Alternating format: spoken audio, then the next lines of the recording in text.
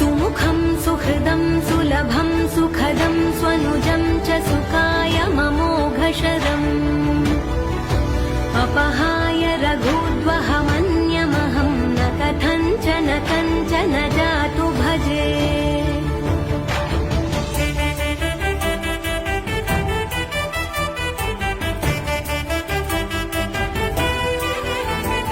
विना वेङ्कटेशं ननाथो ननाथः सदा वेङ्कटेशं स्मरामि स्मरामि हरे वेङ्कटेश प्रसीद प्रसीद प्रियं वेङ्कटेश प्रयच्छ प्रयच्छ।